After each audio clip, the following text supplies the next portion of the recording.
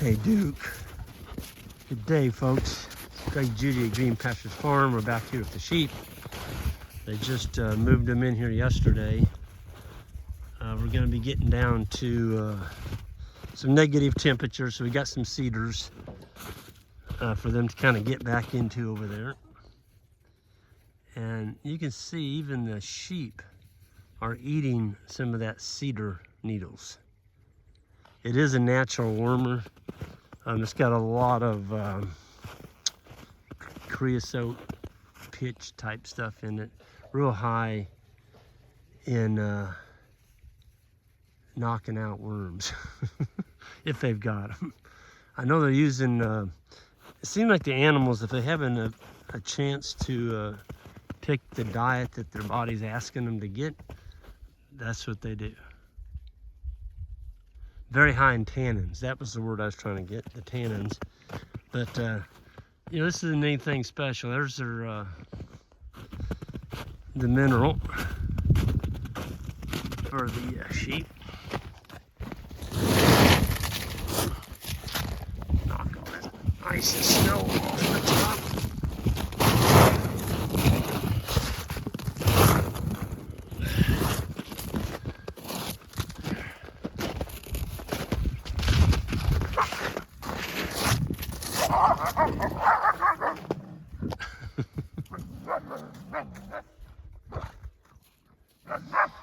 Got the dominance thing going there between the young dogs.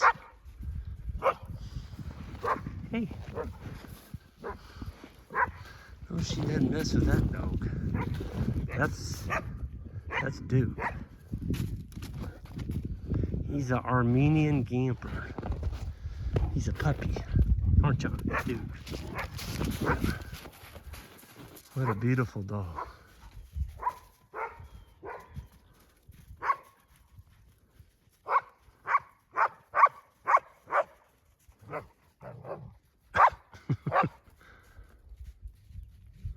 She didn't jump on Duke. Duke's like, bring it on, girl. You don't want none of this. Here's the sheep-proof and goat-proof dog feeder over here. Got the double holes, one cut on each end where they actually have to climb through the hole. If you don't do that, we had our typical sheep feeders where we just had a cutout where they could crawl, they could actually crawl under, and the darn goats figured that out real quick. And so the goats are helping themselves to our dog feed, which you don't want to be feeding goats dog feed. Look what them sheep did right there. I say they use their feet. They use their feet better than a cow does. I mean, this isn't anything to write home about, folks. It's blackberry brambles with a little fescue buried down in the canopy. And them darn sheep are fat as pigs. Yep, fat as pigs. Hold that. You got snow up there like that, you're kind of tempting to go.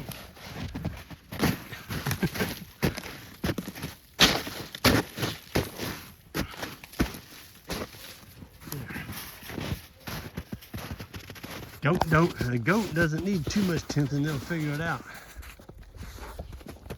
Hey, Sugar. Sugar's got a new owner. She's going to be taking care of sheep in Kansas. Beautiful dog. Very aggressive toward predators, and she is kind of the alpha. She lets everybody know that she's kind of the boss, but she does not mess with Big Boy, and she doesn't mess with the Duke. Duke's almost twice as big as she is. But other than that, she's kind of the alpha.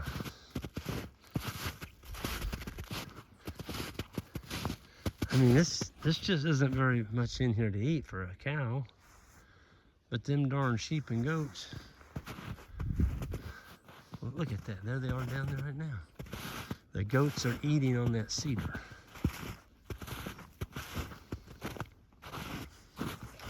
There's some sheep mixed with goats right there. There's both right in there.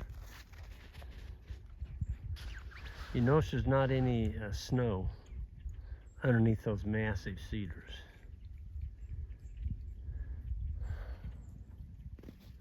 These animals are not getting any grain. They haven't gotten any hay all winter long, and you know what? They're doing well. So if you have a subpar land and you're just starting out and there's not a lot of grass on it, but there's a lot of brush, these are Kinko crossed with Spanish, and they are tough goats. We have not wormed them, nor have they been fed any grain.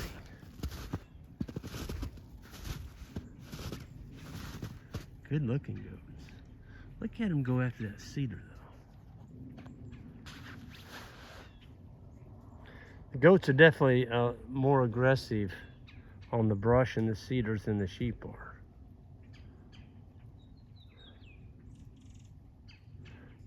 And the old saying is, if you make a goat graze above his kneecaps, you just don't have very much problems with them as far as worms. Because the worms are down on the ground, they're down in the canopy. They're not going to be up in the air because they get hammered by sunlight and they can't take that. That's a pretty goat right there. Isn't she pretty?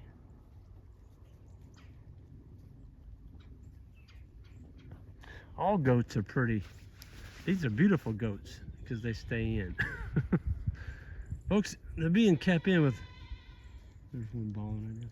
They're being kept in with one wire. Yeah, you heard that right. One wire goat.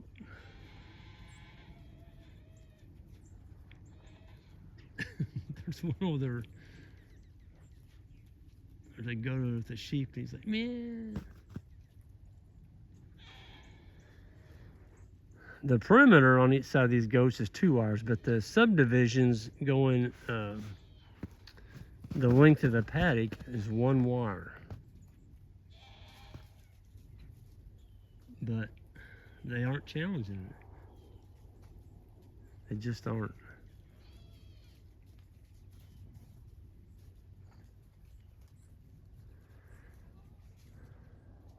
These are the lowest work animal we have on the farm. You know, the cow herd, we got 300 head up there. You know, moving them twice a day, and if there's not enough grass, we'll unroll some hay. And of course, you got a water tank you got to move. And these darn things don't even have any water. They won't drink it when it's cold. Now see that goat down there? She's so infatuated. Where is it? Where you at, goat? Oh, there you are, right there. She's so infatuated with her munchies, she doesn't realize the rest of her buddies have already left. Look at her. She's nailing that brush. It's cedar. She's eating the cedar. Now she's like, oh, where'd my buddies go? They are herd flock animals. And so she's like, oh, I gotta go catch up. Where'd they go? Where'd they go? But I did, they graze a whole lot like a deer. I saw the deer, 2 bucks, and one of them in gun season. There's actually, yeah, it was. This is the doe season, the late season. I watched a whitetail buck for 5 minutes eat the blue cedar berries off a cedar for 5 minutes. It was like that buck was eating grapes. I mean, he just chow, chow, chow. And I didn't realize the berries on the cedars in the wintertime, I guess I can't imagine them being sweet. But that deer is sure nailing them. And these goats, they're eating the leaves themselves. I don't think they're too picky about whatever they eat. I've known people run these goats just on stockpile fescue. They didn't even have any brush or trees in the paddock.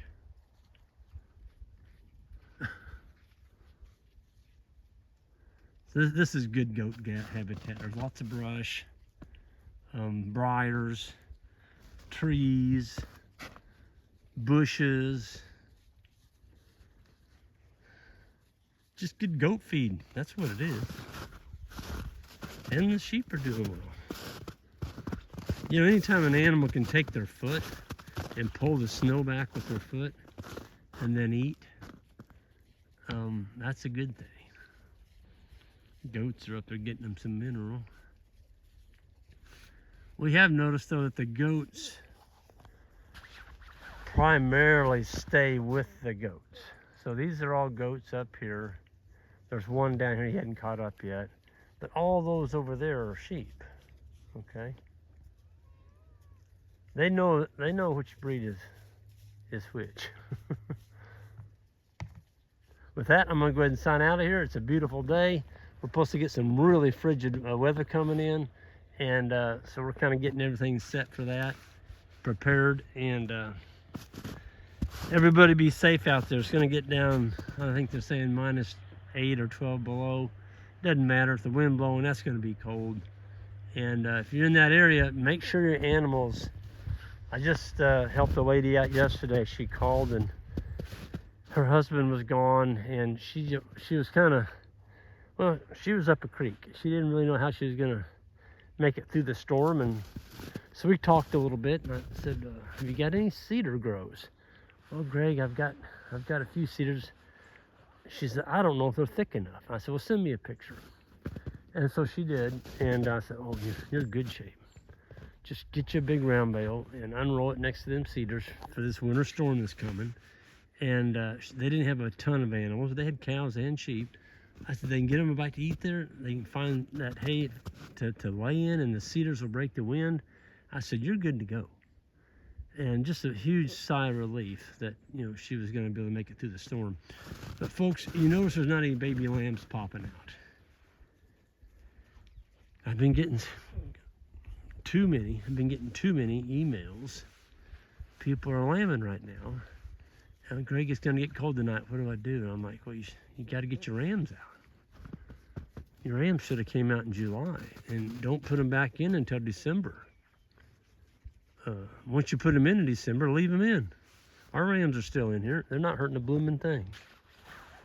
The ewes are all bred. Why are you going to take them out for? It's just another group of animals you got to deal with through the winter. Look at them sheep. Look at that. Isn't that awesome? Look at that. Look at them feet. I told you. Look at that. I mean, the cow will not do that. A cow will not use their foot.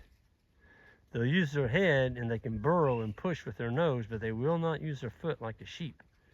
A sheep is like a deer. Look at that.